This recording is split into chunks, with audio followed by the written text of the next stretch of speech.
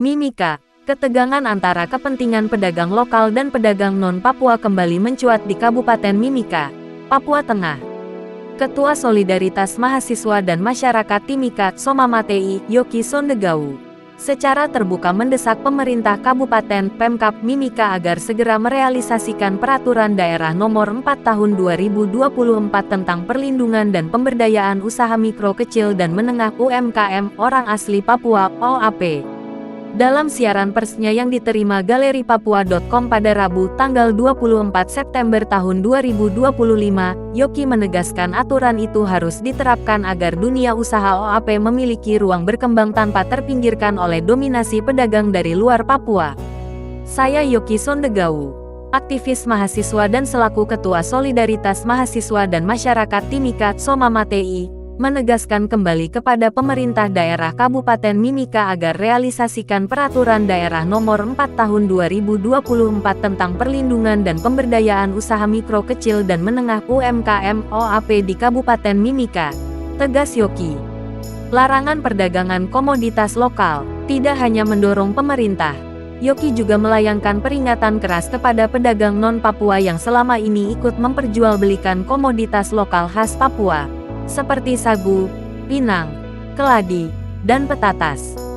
Dalam hal ini juga saya menegaskan kepada teman-teman para pedagang non-Papua agar tidak melakukan perdagangan komoditas lokal seperti sagu, pinang, keladi, petatas, serta beberapa komoditas lokal lainnya, katanya.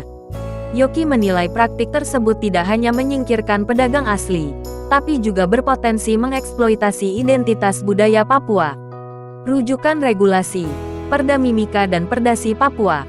Sikap tegas Somamatei merujuk pada dua instrumen hukum yakni sebagai berikut.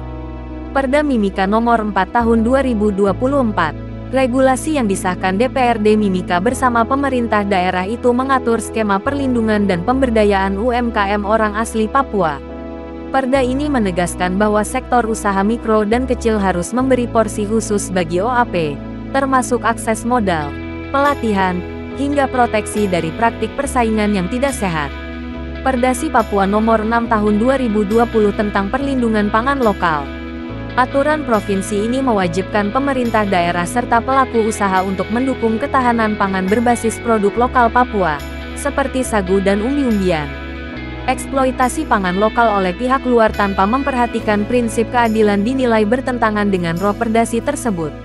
Dengan mengacu pada dua regulasi itu, Yoki menilai kehadiran pedagang non-Papua dalam rantai komoditas lokal berpotensi melanggar hukum sekaligus merugikan masyarakat adat. Adapun pengusaha non-Papua yang jadikan budaya etintas Papua sebagai alat eksploitasi, saya secara tegas melarang untuk tidak melanjutkan usaha tersebut menimbang dengan adanya Perdasi Nomor 6 Tahun 2020 tentang perlindungan pangan lokal, ujarnya. Ancaman mobilisasi massa, Yoki menyatakan pedagang non-Papua sebaiknya hanya berfokus menjual barang-barang kemasan dan produk non-lokal. Namun, jika pernyataan Somamatei diabaikan, ia mengancam akan menempuh langkah ekstrim.